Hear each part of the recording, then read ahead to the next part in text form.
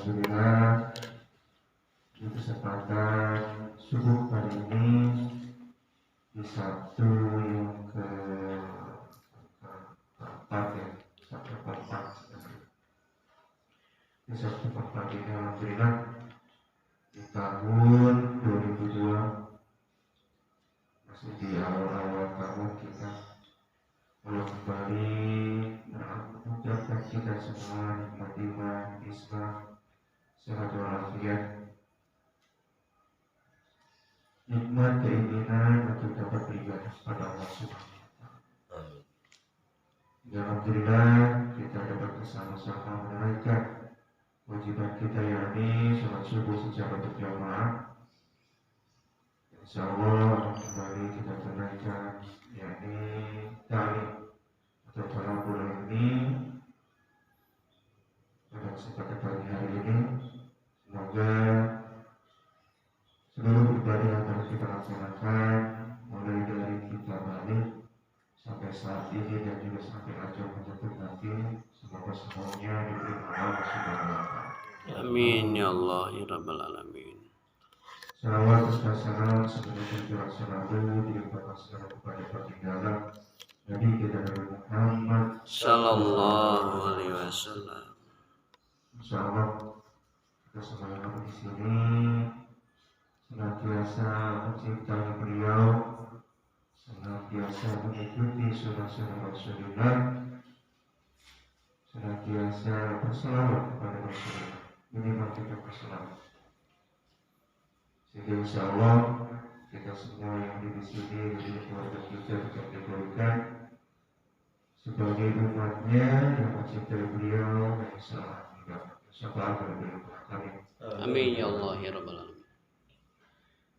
Jamaah sudah bisa dirahmati Allah Subhanahu wa Ta'ala. Baiklah, sebagaimana biasa, sebelum kita memulai kajian kita pada pagi hari ini, mari bersama-sama kita membaca surah Al-Fatihah, yang mana Al-Fatihah tersebut kita hadiahkan khusus bagi seluruh orang tua kita yang sudah mendahului kita, istri kita, anak-anak kita, kakek nenek cucu kita, adik kawan kita, keluarga kita, sanak famili kita, teman-teman kita, guru-guru kita yang sudah sangat berjasa kepada kita semua, juga khususnya kepada seluruh jamaah masyarakat yang sudah mendahului kita.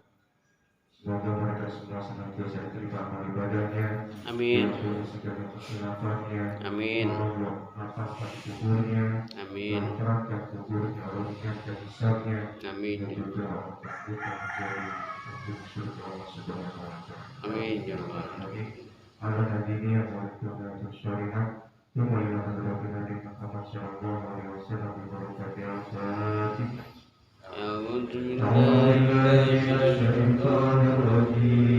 Bismillahirrahmanirrahim.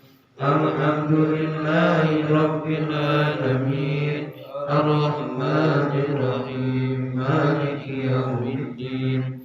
Iyyaka na'budu wa iyyaka nasta'in. Ihdinas siratal mustaqim. Siratal ladzina an'amta 'alaihim ghairil maghdubi 'alaihim waladdallin.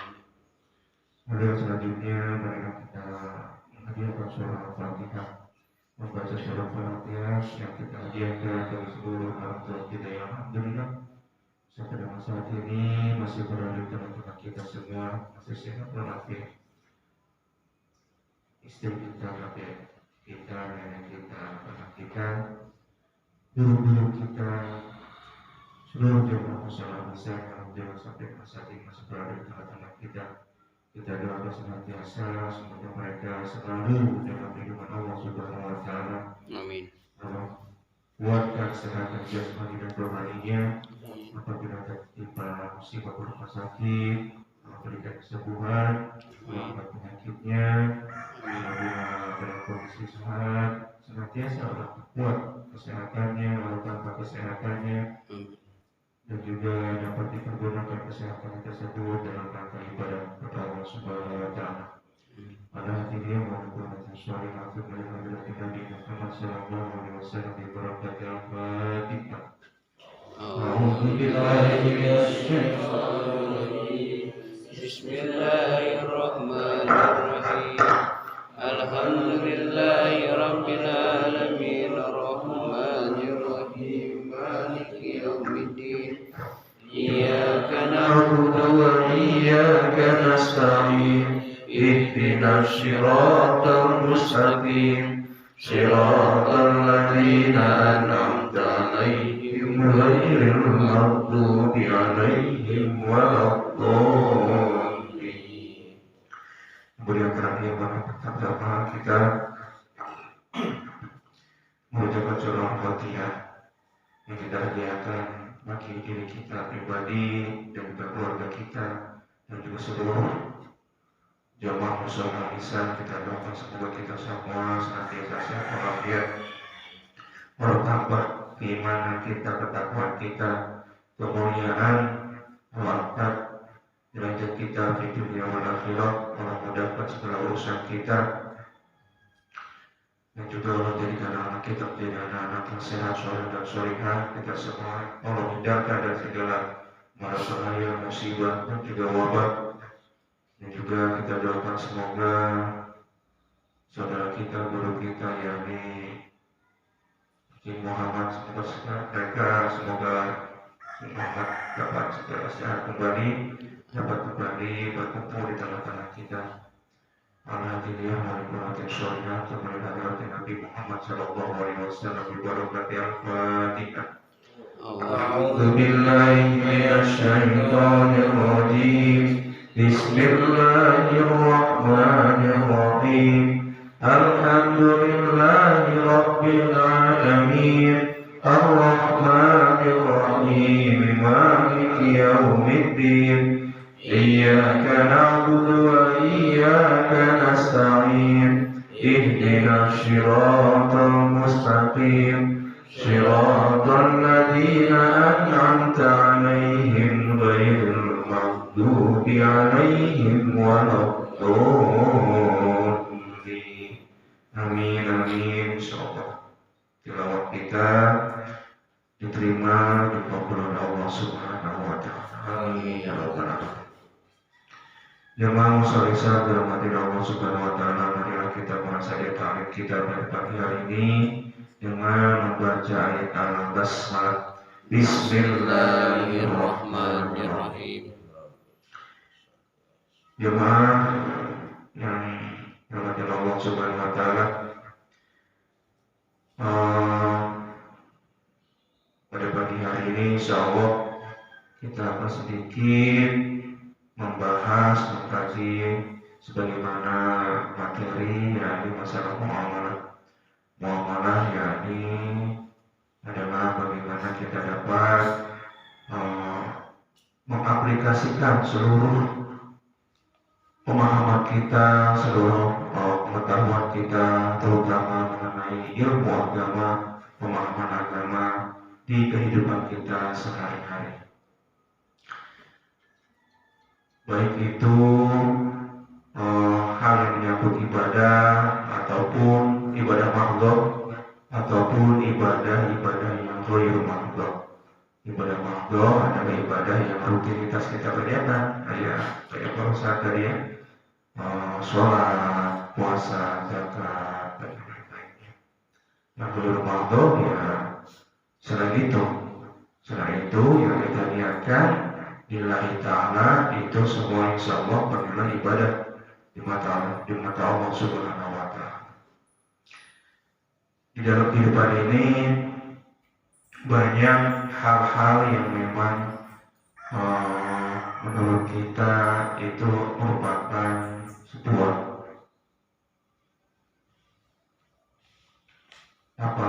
sebuah kesulitan atau sebuah cobaan atau ujian. Banyak hal-hal yang mungkin kita anggap itu adalah sebuah kesulitan, bukan sebuah anugerah atau nikmat. Tapi semua itu tergantung bagaimana kita melihat dari sudut pandang mana kita melihat hal tersebut. Banyak orang yang bingung dengan sikap, misalnya sikap istrinya, kok istri saya begini amat ya. Ada yang juga bingung, ya kalau seorang suami mungkin berpikir seperti itu. Ada juga dari istri, kok suami saya begini amat ya. Di ujung-ujung bangun subuh susah gitu ya. Di apa namanya, dinasihatin atau dikasih tahu malah menjalankan dia. Sama yang bapak-bapak juga begitu, kok istri saya begini, dikasih tahu ya. Kalau di medsos-medsoskan gitu ya, apa namanya,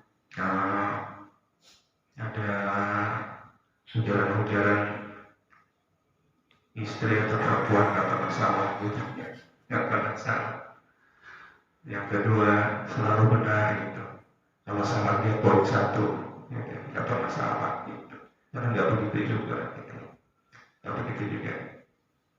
Ada juga yang bingung dengan 3 anaknya. Ya Allah, anak saya kenapa sih gitu. Apa namanya, susah benar kita arahkan. Ada juga yang punya kesulitan tentang masalah-masalah hidup yang lainnya, yang bingung bagaimana pemaksaan permasalahannya atau mencari solusi dari permasalahan yang dialaminya. Ada juga yang permasalahan tersebut sebenarnya ya bukan menjadi masalah buat dia. Menjadi masalah dia misalnya jadi tadi dari segi finansial bagus, dari segi apa dia punya keluarga alhamdulillah rukun-rukun aja, udah gitu bersosialisasi dengan tetangga baik-baik aja gitu ya. Tapi ada satu yang membuat dia menjadi gundah, menjadi was-was. Misalnya tadi takut mati misalnya gitu. Takut mati ya, semua orang insya Allah pasti akan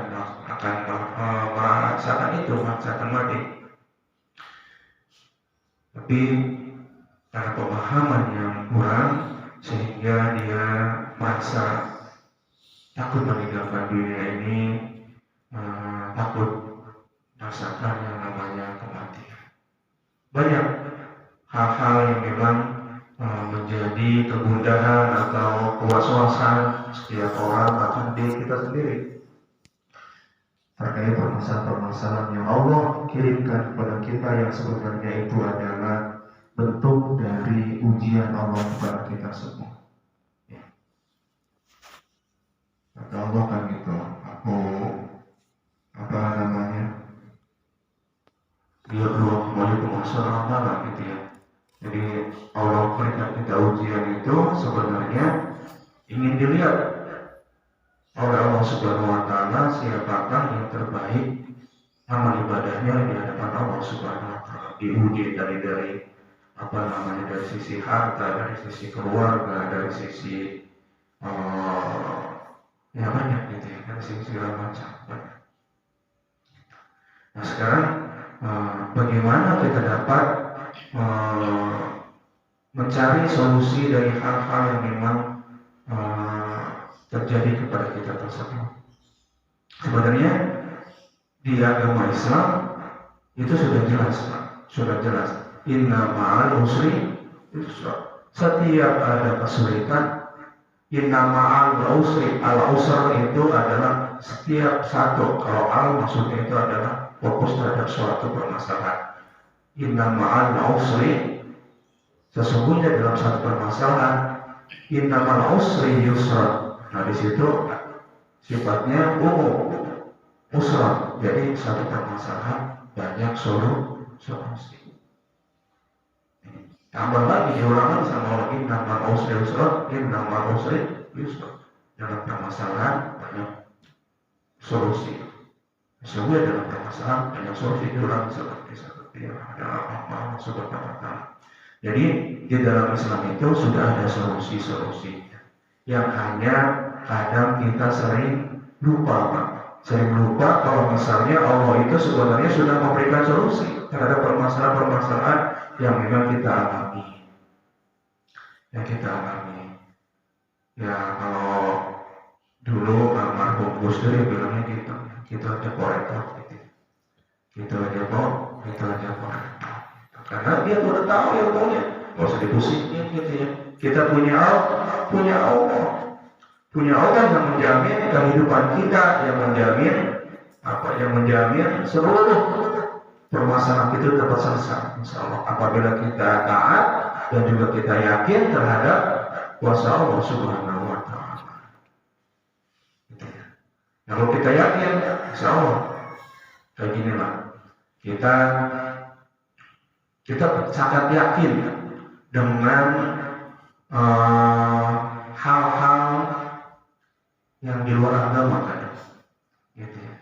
Kita yakin kalau misalnya kita nggak ganti tuh oli motor setahun, misalnya motor rusak, dipakai terus tiap hari dipakai, tapi nggak pernah dirawat, oli nggak pernah diganti, gitu ya. Rem-remnya juga nggak pernah diperhatikan, gitu. Tapi dipakai terus tiap hari. Itu apa yang terjadi? Rusak, Pak. Rusak motor itu. Badan kita tiap hari kita pakai bekerja, tiap hari kita pakai aktivitas, tapi nggak pernah dibuat mandi, nggak pernah pakai mandi, nggak pernah pakai olahraga, nggak pernah pakai macul, misalnya gitu, nggak pernah dirawat tubuh kita. Apa yang terjadi? Rusak. Sama. Hal-hal yang lain pun seperti itu. Apabila kita tidak melakukan sesuatu yang sesuai dengan prosedurnya, pasti akan terjadi permasalahan. Seperti itu juga dengan tatanan kehidupan di dunia ini, dengan kehidupan kita pribadi. Ketika Allah sudah menetapkan kepada kita, sholat subuh jam sekian. Setelah itu sholat zuhur jam sekian, sholat. Udah waktunya balik, sholat. Sudah waktunya masuk Ramadan, puasa.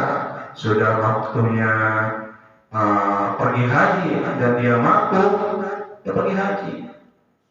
Sudah waktunya nisab dan haul, keluarkan zakat. Waktunya bekerja, ya kerja. Apabila kita tidak mengikuti tatanan-tatanan itu, maka niscaya terhadap akan terjadi sesuatu yang tadi yang kita anggap adalah kesulitan yang sangat sulit untuk dicari permasalahan yang itu. Padahal Allah sendiri sudah menjamin segala sesuatu itu pasti ada solusinya. Wa yattaqillah yaj'al lahu makhraja. Barang siapa yang bertakwa kepada Allah Subhanahu wa Ta'ala, yaj'al lahu makhraja, Allah akan berikan dia makhraja, jalan keluar min haitsu la yahtasib wa yarzuqhu min haitsu la yahtasib. Dan Allah akan memberikan dia rezeki dari arah yang tidak diduga-duga. Allah berikan dia jalan solusi dan juga rezeki dari arah yang tidak diduga-duga. Banyak yang dijawab Allah. Jadi apabila kita sudah yakin dengan ketentuan Allah dan sudah kita taati seluruh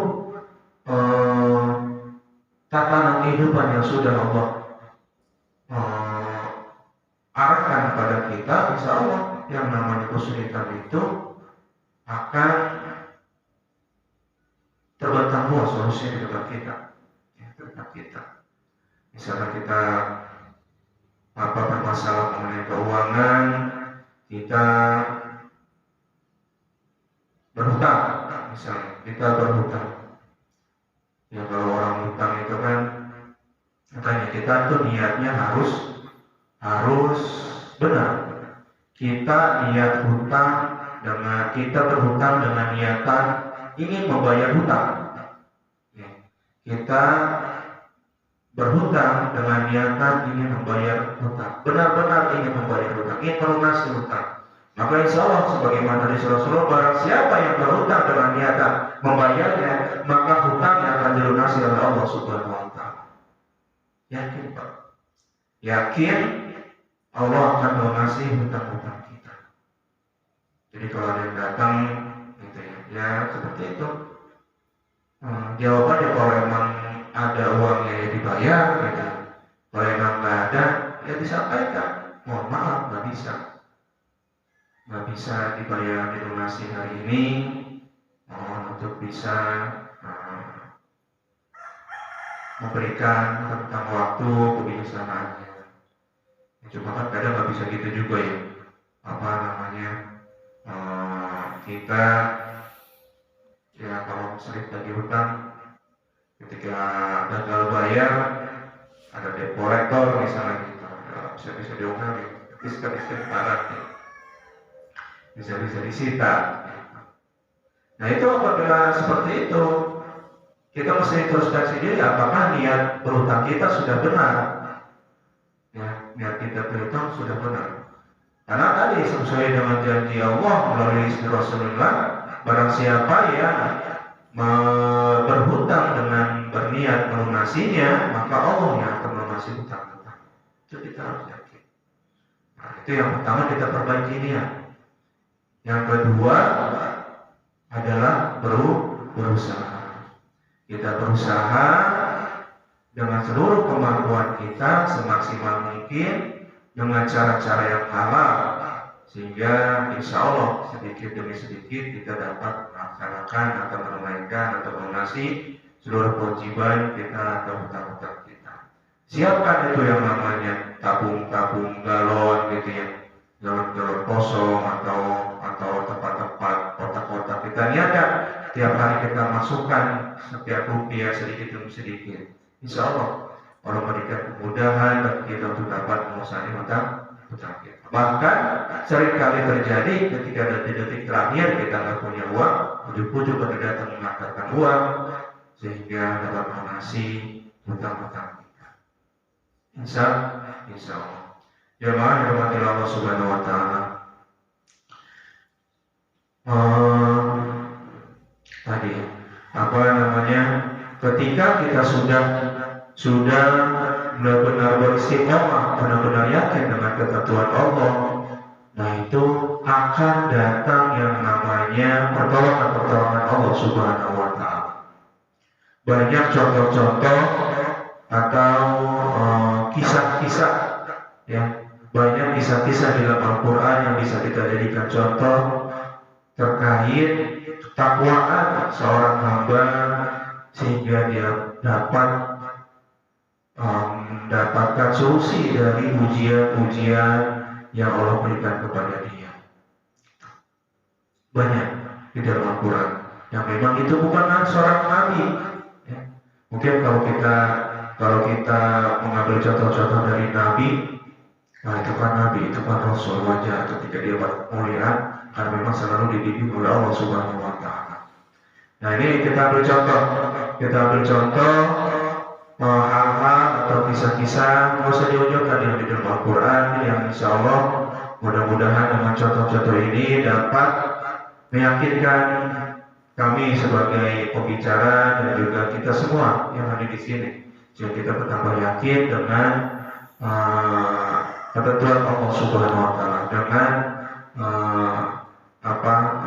kasih sayang Allah Subhanahu wa Ta'ala kepada kita semua. Contohnya, kita ambil contoh yang kasusnya mungkin kita anggap berat gitu ya. Contoh dari ibunda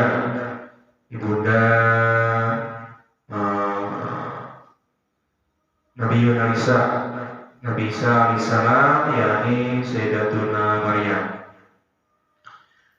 Di situ Sayyidah Maryam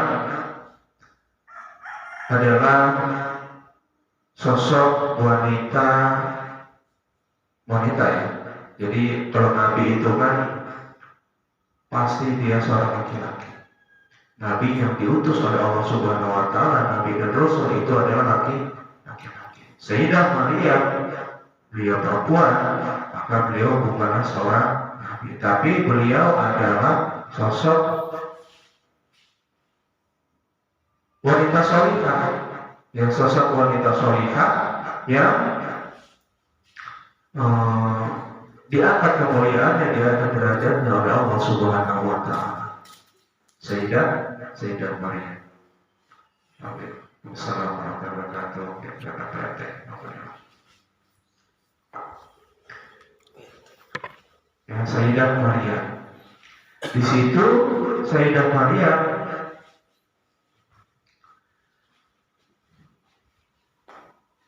diberikan ujian oleh Allah Subhanahu wa Ta'ala. Jadi beliau itu lahir dari keluarga yang mulia, Pak. Sayyidah Maryam itu lahir dari keluarga yang mulia, dari keluarga baik-baik. Bahkan nama keluarganya pun masuk ke dalam salah satu surat di Al-Quran. Surat apa?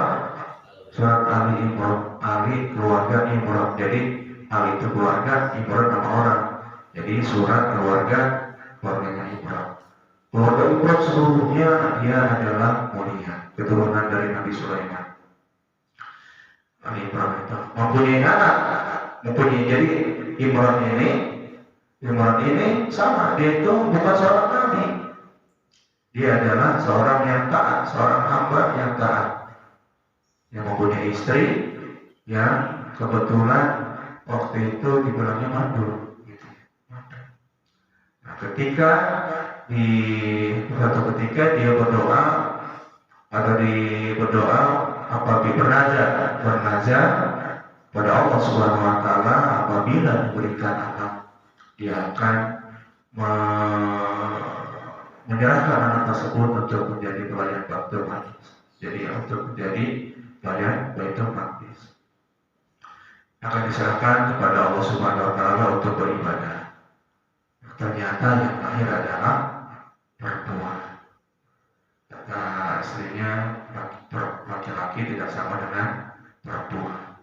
Tapi tetap diserahkan kepada Baitul Maqdis untuk menjadi wanita suci di sana. Dalam bimbingan Nabi Zakaria. Nabi Zakaria adalah iparnya dari istrinya Imran. Jadi omnya Sayyidah Maryam. Nah di situ kesehariannya Siti Maryam berada di dalam mihrab, tidak pernah keluar.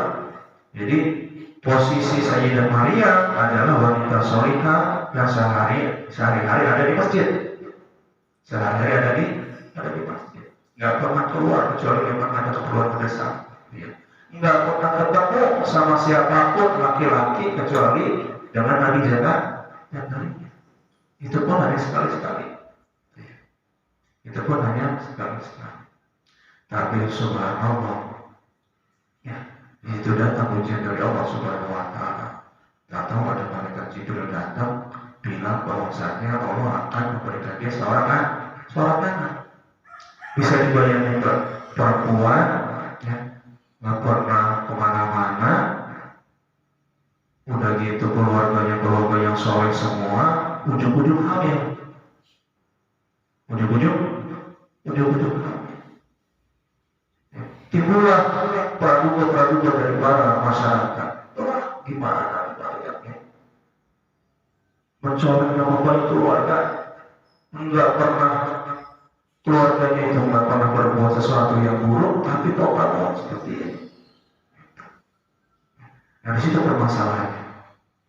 Permasalahan yang besar, bagaimana caranya Siti Maryam, Sayyidah Maryam dapat membersihkan namanya. Subhanallah. Begitu berat cobaan yang dihadapi oleh Sayyidah Maryam. Dia mengandung yang memang atas kehendak Allah, mengandung tanpa disentuh oleh laki-laki manapun. Laki-laki manapun. Subhanallah. Bingung dia. Nggak ada saat itu nggak ada hal yang memang bisa dilakukan untuk membuktikan apakah dia benar-benar masih gadis atau udah gagal sekali. Nggak ada tuh Pak. Ada tes lab segala macam nggak ada tuh. Zaman dulu gitu ya.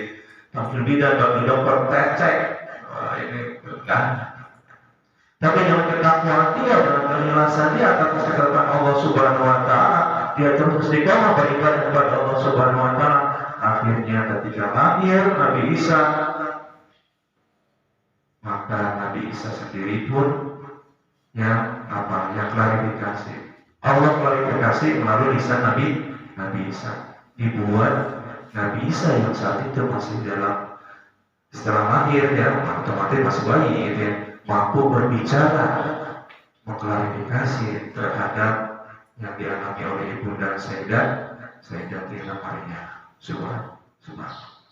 Itu adalah sosok manusia biasa, wanita solehah, bukan nabi. Apabila dia berpegang teguh kepada agama Allah, taat beribadah kepada Allah, bertakwa, yaj'al lahu makhraja wa yarzuqhu min haitsu la yahtasib. Allah akan berikan dia jalan keluar dan juga rezeki yang tidak diduga-duga. Waktu itu kan tadi kan dia seringkali di mihrab, ya, di masjid. Setiap kali datang Nabi Zakaria mendapatkan di dalam mihrab itu buah-buahan, banyak rezeki. Rezeki di musim panas, kalau ada buah musim dingin. Ketika musim dingin, banyak buah musim panas. Kan buah kan itu ada musim-musimnya.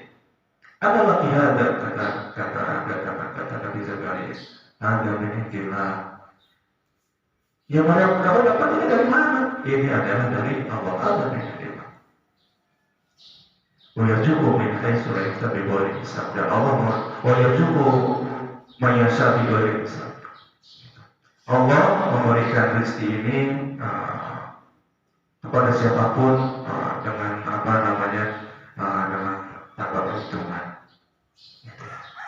Itu orang yang bertakwa. Contoh masih dalam Al-Quran. Contoh dua anak yatim. Yang rumahnya hampir runtuh, yang diperbaiki oleh Nabi Khidir dan juga Nabi Musa. Yang ternyata efek dari ketakwaan itu bukan hanya untuk pribadi orang yang melaksanakan ibadah. Contohnya tadi, dua anak yatim tadi. Jadi suatu ketika Nabi Khidir dan Nabi Musa dalam perjalanannya itu mendapat wahyu. Nabi Khidir mendapat wahyu untuk dapat membantu dua anak yatim di sebuah kota, yang mana kota itu dipenuhi dengan warga yang sangat bakil, sehingga setiap kali Nabi Khidir mengetuk rumah dan Nabi Musa itu ditolak oleh para warga setempat, penduduk setempat, sehingga terus setiap rumah diketuk karena memang kondisinya sudah sangat lapar, butuh makan, sehingga mereka meminta penjelasannya dari para warga untuk bisa menerima mereka sebagai tamu, sehingga dilayani sebagai tamu dan mendapatkan makanan, tapi ditolak oleh warga yang boleh. Tapi subhanallah, suatu ketika sampailah Nabi Khidir dan Nabi Musa ke sebuah rumah yang sudah hancur rubuh. Karena Nabi Khidir mendapatkan wahyu, maka inilah yang dimaksud Allah Subhanahu Wa Taala, yang rumah yang harus aku perbaiki, kata Nabi Khidir. Tapi karena Nabi Musa tidak mendapatkan wahyu tersebut, dia komplain kepada Nabi Khidir. Apa ini bahasnya? Kalau pada waktu semua gitu ya. Itu beda. Karena Nabi Musa tidak mendapatkan wahyu, tidak mendapatkan perintah dari Allah Subhanahu Wa Taala. Nah, masalahnya tadi dua anak yatim ini, dia itu tidak mempunyai kemampuan untuk memenuhi kebutuhan dia dan juga memenuhi tanggung jawab dia dalam memperbaiki rumah dan juga kehidupan. Tapi dia ternyata punya kakek ketujuh yang sangat soleh, yang sangat bertakwa, Sehingga apa? Sehingga sesuatu yang menimpa, yang membuat dia menjadi bersedih, kakek itu dicarikan solusi oleh Allah Subhanahu wa Ta'ala. Segala hal yang membuat dia menjadi bersedih, ya. Kalau kita punya anak, punya cucu, misalnya kita melihat cucu kita secara keberlangsa, kita sedih apa enggak? Kita susah apa? Kita susah, kita sedih. Maka Allah dan dengan ketakwaan si kakek tersebut, Allah menyelesaikan permasalahan cicitnya yang ketujuh, yang saat ini sedang, dan itu tertimpa musibah atau cobaan, kemalangan. Jadi ketakwaan seseorang itu bukan hanya akan dinikmati oleh yang bersangkutan, insya Allah kepada anak cucu kita efeknya. Contohnya dalam Al-Quran tadi, dengan ketakwaan kakeknya, dengan ketakwaan buyutnya, Allah mengutus dua hambanya yang mulia, yang derajatnya sangat tinggi di hadapan Allah Subhanahu wa Ta'ala. Dua nabi sekaligus diutus untuk memberesin masalahnya dua anak yatim tadi. Karena ketakwaan sih kakek yang depan nabi, bukan rasul, dia hanya orang yang taat ibadah. Diutus datang dua nabi yang derajatnya tinggi di hadapan Allah Subhanahu wa Ta'ala, Nabi Khidir dan dua Nabi Musa, untuk menyelesaikan masalah dua anak yatim tadi. Itu apabila kita yakin pada Allah, maka terus senantiasa istiqomah beribadah kepada Allah Subhanahu wa Ta'ala, kita yakin Allah pasti akan memberikan solusi terhadap permasalahan kita. Ya jangan makhraja, Allah memberikan jalan berbakat untuk orang-orang yang kita cintai, orang-orang yang kita cintai. Jadi permasalahan selesai. Masalah anak yatim tadi masih banyak Pak di dalam Al-Quran itu yang memang kita bisa ambil hikmahnya, sehingga kita bisa senantiasa menambah kadar keimanan kita, keyakinan kita kepada Allah Subhanahu wa Ta'ala. Ini satu contoh lagi. Contoh ini dari manusia biasa juga, dan masih dalam Al-Quran. Contoh dari kisah Ashabul Kahfi. Manusia biasa juga Ashabul Kahfi, sama seperti kita. Cuma memang tadi Allah arahkan, Allah rawat, Allah jaga hatinya untuk dapat senantiasa istiqomah beribadah kepada Allah Subhanahu wa Ta'ala. Ashabul Kahfi itu sebenarnya ada 6 orang. Ashabul Kahfi itu 6 orang pemuda, ya, fityatun, 6 orang pemuda itu saat itu adalah 6 orang pemuda yang taat beribadah membela teguh agama Kristen waktu itu. Jadi dia itu zamannya Nabi Isa, sebelum Nabi Muhammad, ya, memegang teguh agama Kristen, yang mana saat itu pemerintahannya itu dikuasai oleh kerajaan raja yang kafir, yang memusuhi, yang gak suka agama Kristen itu berkembang, ingin mempertahankan tradisi lama, agama-agama arti gitu, bukan agama samawi, ya, agama samawi kan Kristen, Yahudi gitu ya, itu agama samawi saat itu. Nah ini Nasrani, Yahudi. Nah ini si raja ini ingin mempertahankan, bahkan memperluas ajaran agamanya, agama Nabi yang saat itu sedang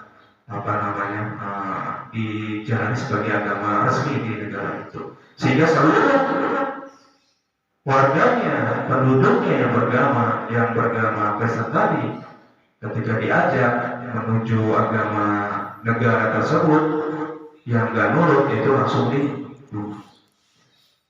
Kalau nggak mau dipenjarakan minimal atau dibunuh. Maka pergilah orang itu ke sebuah tempat untuk menghindari sanksi dari raja-raja tersebut. Di tengah perjalanan dia ketemu dengan penggembala yang mempunyai anjing. Jadi total ada 7 orang plus 1 anjing yang namanya Khidmir. namanya gitu. Itu adalah permasalahan 7 orang pemuda yang mendapatkan dirinya dalam kondisi taat ibadah kepada Allah Subhanahu wa taala, tapi dengan penuh tekanan dari masyarakat, tekanan dari negara untuk meninggalkan agamanya. Maka dia pergi. Disitulah Allah menunjukkan kuasanya. Kamu gak usah ngapa-ngapain, cukup tidur, masalah selesai. Di situ. Kamu gak usah ngapa-ngapain, cukup ibadah, cukup takwa, tidur, masalah selesai. Gak tanggung-tanggung 309 tahun tak ditidurin sama Allah. Bukan 309 jam, bukan 309 hari, 309 tahun ditidurin oleh Allah Subhanahu wa taala. Bangun-bangun, masalah selesai. Lingkungannya sudah Kristen semua, sudah taat ibadah semua, sudah berarti penguasa saat dia bangun, saat mereka bangun itu sudah kondisi Kristen semua. Ini Allah gak tanggung-tanggung memberikan menunjukkan kuasanya.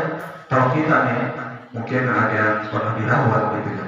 Kita dirawat gak bisa tidur, gak bisa tidur, gak bisa bangun, ngegeletak aja di kasur. Seminggu, 2 minggu, bangun-bangun gimana Pak? Lemas Pak, Lektoy. Ada yang sebulan butuh terapi lagi untuk jalankan gitu ya. Gak bangun-bangun dari kasurnya sebulan. Kita diterapi jalan pada kaku semuanya. Ini enggak 390 tahun ditunjukkan oleh Allah Subhanahu wa taala, bangun-bangun ke pasar cari makan. Jadi begitu dibangunkan oleh Allah Subhanahu wa taala 309 tahun, kalau sekarang kita masih sadar. Kan kita kadang kalau bangun tidur, kadang suka bangun tidur malah pusing, bangun tidur malah padahal baru tidur, karena tidur itu udah panjang, tapi bangun kok malah badan malah pegel-pegel, malah batak gitu. Ini nggak bangun-bangun dia sadar, lapar, cari makan, kan gitu kan di kisah di Qurannya. Bangun-bangun seperti itu. Wah, cari makan. Allah menunjukkan, jadi menunjukkan kuasanya.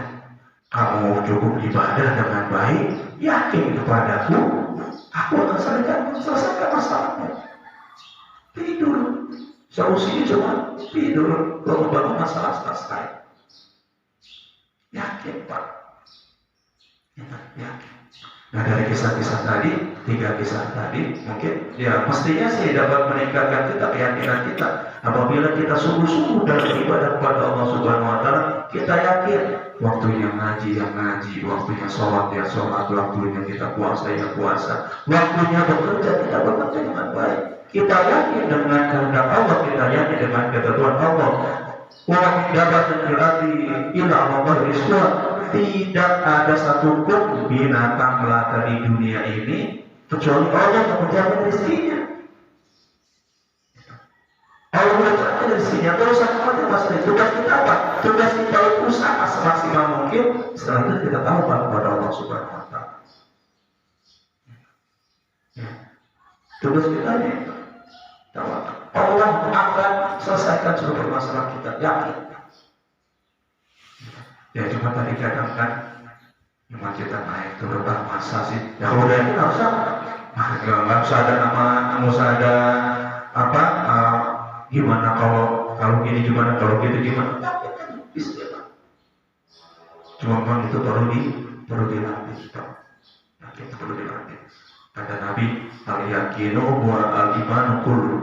Yakin itu adalah kita percaya seluruhnya kepada Allah Subhanahu wa taala. Kita yakin kepada Allah Subhanahu wa taala. Kita beriman dulu, kita mengimani, kita mempercayai seluruh ketentuan Allah Subhanahu wa taala. Al-iman al-yakinu wa al-imanu kullu.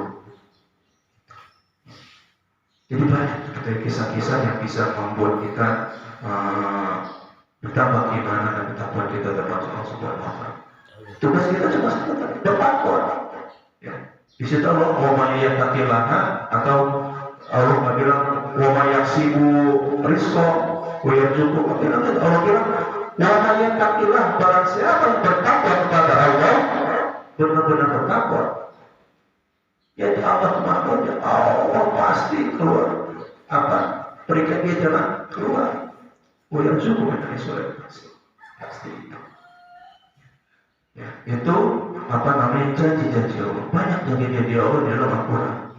La insyakartum la izadanakum la insyakartum la azidannakum wa la kafartum itu. Kalau misalnya kalian bersyukur kepadaku, mempergunakan nikmat yang sudah aku berikan kepadamu dengan sebaik-baiknya dalam rangka ibadah kepada Allah Subhanahu wa taala, la azidannakum. La di situ lamu taukid, la azidannakum di situ ada juga nun taukid. Allah di depan memberikan bersumpah, meyakinkan kita dengan sumpahnya, la azidan, pasti benar-benar. Anakku di belakang juga diberikan sumpah oleh Allah Subhanahu wa taala. Jadi kalimat menambah itu dihimpit dua kata sumpah oleh Allah Subhanahu wa taala. La benar-benar pasti akan aku tambah banget, istilahnya seperti itu. Nikmat yang sudah Allah berikan padamu apabila kamu bersyukur. Walau kafartum inna adzabi lasyadid. Tapi kalau kamu berkufur, tidak bersyukur, sesungguhnya azabku sangat. Terus Allah janji Allah yakin bersyukur ditambah nikmat itu. Fadkuruni azkurkum. Kata Allah di surat yang lain gitu ya, Baqarah 152. Fadkuruni azkurkum. Ingatlah aku, maka aku akan mengingat kalian. Kata Allah seperti itu.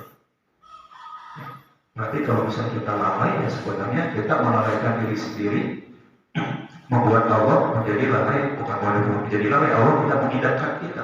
Allah tidak akan pernah lalai. Gitu. Cuma Allah tidak mau melihat kita, mau juga. Dibiarin itu, diler itu orang bilang istidroj akhirnya. Dibiarin kok. Saya nggak pernah sholat, nggak pernah puasa, nggak pernah zakat, kok subi-subi aja. Itu tanda-tanda istidroj kita mesti apa namanya, mesti gitu. Kok saya nggak pernah olahraga, tapi kok sehat-sehat aja misalnya. Itu tanda-tanda ya. Ini pribadi saya juga jarang olahraga kok. Ya mungkin saat ini masih jaga, mungkin nanti ya mau juga jangan sampai gitu. Apabila kita tidak melakukan sesuai prosedur yang sudah Allah jalankan atau berikan kepada kita, tidak kita jalankan kayak tadi. Kita punya motor, tiap hari pakai tapi nggak pernah dirawat, pasti rusak motornya. Kita punya mobil, nggak pernah ganti oli, nggak pernah diservis, pasti rusak mobilnya suatu saat. Itu juga kehidupan kita. Kita nggak pernah puasa, nggak pernah ya pokoknya ibadah kita nggak bagus, pasti kita akan nggak bagus kehidupan kita, akan memakai banyak kesulitan. Padahal tadi janji Allah pasti yakin Allah yang menciptakan kita, yang menghidupkan kita, menciptakan dunia ini. Seisinya Allah sudah berjanji dalam Al-Quran, insya Allah ya pasti Allah akan menepati janji. Inna Allah la yukhliful mi'ad. Allah tidak akan mengingkari janji. Banyak janji-janji yang tadi kata Tuhan dan aku. Kalau misalnya kamu bersyukur, pasti apa-apa akan tambah nikmatnya. Ya, tadi omongnya takilah yang dalam makroja Allah akan menjadikan jalan keluar bagi orang yang bertakwa dan memberikan isi dari arah yang tidak diduga-duga. Fadkuruni azkurkum. Barang siapa yang sering mengingatku, berzikir kepadaku, maka aku akan mengingat dia. Ud'uni astajib lakum. Berdoalah kepadaku, kalau astajib lakum, pasti aku akan kabulkan. Yakin itu. Jadi Allah itu. Ya, tapi kan tadi tidak mesti apa yang kita minta itu apa yang kita dapatkan. Kan itu.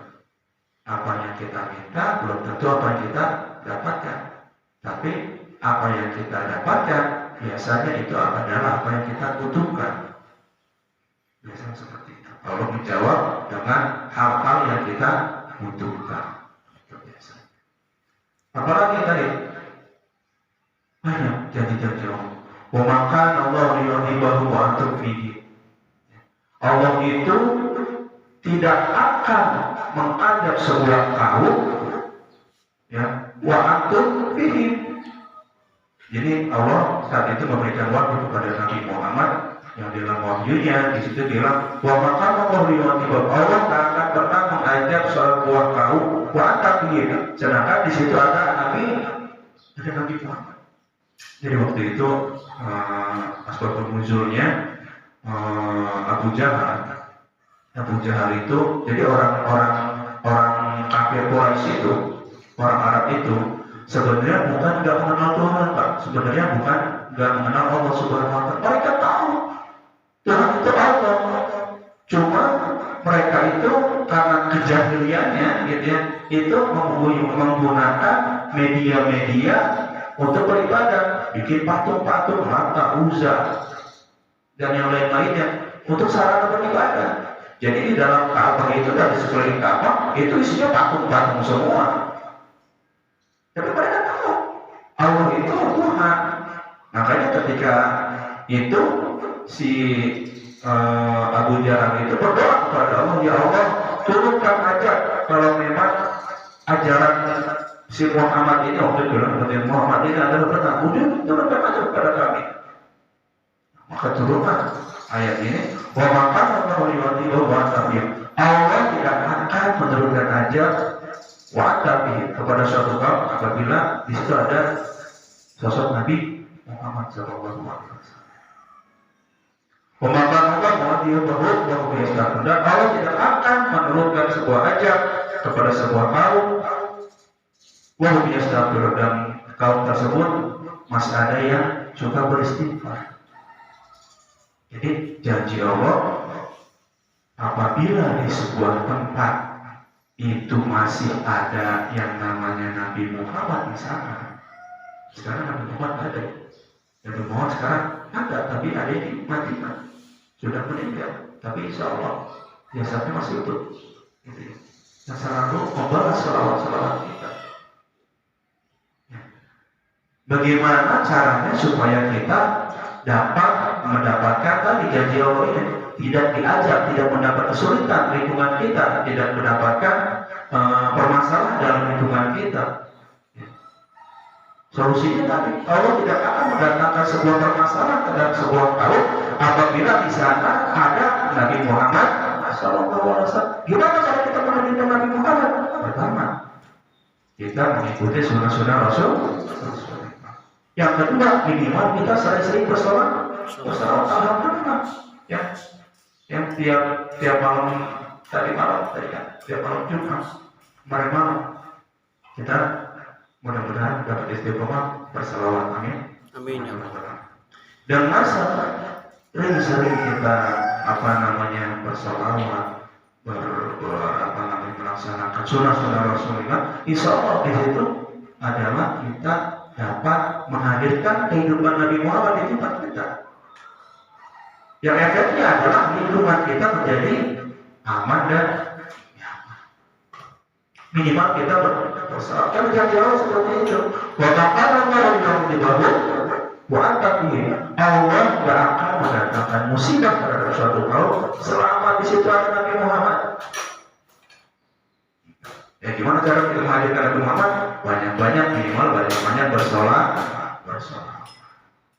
Ditambah lagi sama Allah. Wa maka Allah tidak akan pernah menyiksa, mengajak sebuah kaum wahum yastaghfirun, dan mereka pada beristighfar memohon ampun kepada Allah Subhanahu wa Ta'ala. Jadi kalau solusi di situ ada dua solusi. Solusi adalah terhindar dari musibah, terhindar dari wabah, terhindar dari segala kesulitan hidup, terhindar dari permasalahan lingkungan. Yang pertama adalah kita sering-sering bersolawat dan juga menjalankan sunnah Rasulullah dalam artian menghadirkan Nabi. Yang kedua, kita sering-sering beristighfar, introspeksi diri, kita beristighfar, kita mohon ampun kepada Allah Subhanahu wa Ta'ala. Yang jadi seperti itu, Pak. Mudah-mudahan contoh-contoh tadi sedikit sharing ini dapat membuka kembali menambah pemahaman kita, terutama saya dan juga kita semua, untuk kembali meyakini bahwasanya janji Allah itu pasti, bahwasanya apa yang kita laksanakan ini insya Allah tidak sia-sia. Kita sabar dalam menjalankan ibadah, sabar dalam menjalankan ibadah. Ya, kalau di ujar-ujaran agama atau di ujaran Islam itu ada sabru yu'in ala kulli amalin. Kesabaran itu akan menolong segala permasalahan. Kalau di Quran, pasta'inu bis-sabri was-sabar. Bermohon pertolongan kepadamu, kepada Allah dengan cara bis-sabri was-sabar, dengan cara sabar dan juga sholat. Sholat itu berdoa. Jadi kita sabar dalam menjalankan taat ibadah kepada Allah Subhanahu wa Ta'ala. Kita sabar. Tadi seperti yang dialami oleh Sayyidatina Maryam, yang dialami oleh anak-anak yatim tadi, juga yang dialami oleh para sahabat. Tapi kita sabar dalam beribadah kepada Allah Subhanahu wa Ta'ala. Yakin insya Allah pasti akan diberikan jalan keluar. Apapun itu masalahnya. Apapun masalah, Allah yang punya dunia, kita harus yakin. Ya mungkin seperti itu aja. Sedikit contoh sedikit lagi. Peringatan. Contohnya seperti tadi, apabila kita taat dengan peraturan yang ada yang sudah Allah tetapkan, insya Allah kita akan sampai pada tujuan kita. Contohnya kita naik pesawat, di situ dibilang duduk yang benar, pakai safety belt, kalau misalnya ada sesuatu penjaga pengaman, kalau boleh dibuka jendela gitu ya, seperti itu. Dan kita yakin pada pilotnya, yakin kepada supirnya. Kalau kita naik bus, kita naik mobil, nggak usah banyak banyak komplain, ya, jalannya aja. Ini kita kalau naik mobil, naik kereta, naik pesawat misalnya gitu, kalau kita terlalu riwah bisa diturunin Pak. Ini naik bus, ya beneran punya SIM apa enggak? Belum tanya SIM ya, supirnya gitu. Ini coba makan dikit lagi habis minum lagi, jangan mabuk lagi. Ada penumpang cerewet begitu. Nah itu ya udah, kalau itu masa turun aja kan. Kita seperti itu. Ya, tugas kita sebagai penumpang ya udah duduk dengan baik, tapi ikuti segala protokol yang sudah ditetapkan, percaya sama supir. Yang penting kita tahu tujuan kita kemana, misalnya ke Medan misalnya. Ya udah naik kereta, naik mobil, bus atau pesawat tujuan Medan. Yang tujuan Surabaya nyambung, nyambung Surabaya ke Medan.